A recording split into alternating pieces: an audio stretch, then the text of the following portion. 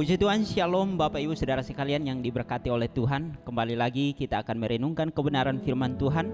Pada pagi hari ini kita akan kembali merenungkan tentang 7 perkataan akulah dalam Injil Yohanes. Namun sebelumnya mari kita berdoa. Bapa, kami bersyukur kepadamu untuk hari ini. Kami boleh ditolong, kami boleh diberkati sehingga kami boleh menikmati hari yang baru. Kami akan merenungkan kebenaran firman-Mu. Tuhan tolong, Tuhan berkati. Hikmat-Mu menjadi bagian dalam hidup kami sehingga kami lakukan firman-Mu ini dalam kehidupan kami hari lepas hari. Terima kasih Bapa, terpujilah nama-Mu, haleluya, amin. Tema renungan kita pada pagi hari ini adalah akulah pokok anggur yang benar. Terambil dalam Yohanes pasal 15 ayat 1 dan ayat 5. Demikian bunyinya. Akulah pokok anggur yang benar dan Bapakulah pengusahanya.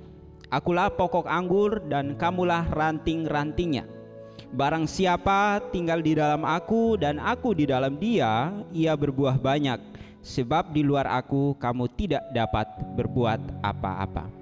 Bapak Ibu Saudara sekalian yang diberkati oleh Tuhan, kata akulah dalam bahasa Yunani diterjemahkan dengan kata egoemi. Dalam bahasa Ibrani diterjemahkan dengan kata anihu.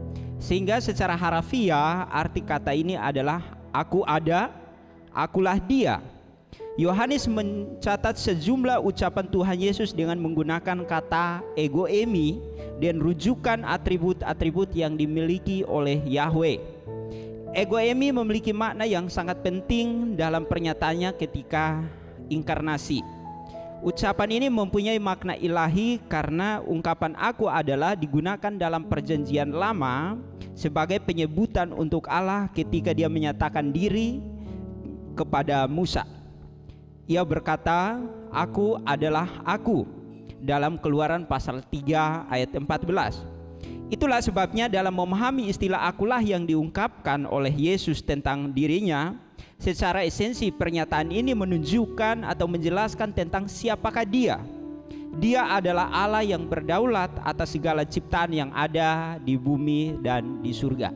Bapak Ibu Saudara sekalian yang diberkati oleh Tuhan, menarik untuk kita perhatikan penggunaan kata akulah dalam Yohanes pasal 15 ayat 1 dan 5.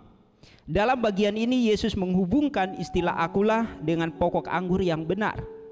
Kata benar yang digunakan dalam bagian ini atau dalam konteks ini menggunakan kata aletheia, bukan kata dikaios yang artinya kebenaran yang mutlak.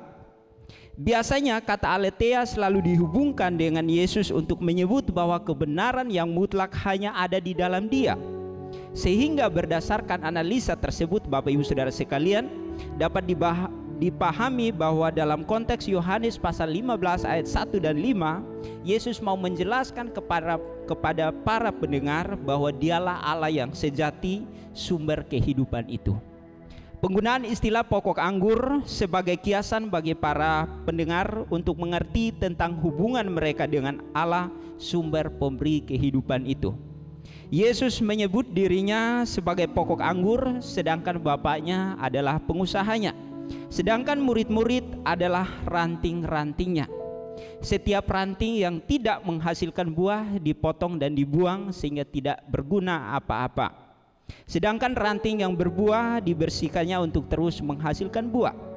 Ranting yang tidak tertancap pada pokok anggur yang benar itu tidak akan menghasilkan buah.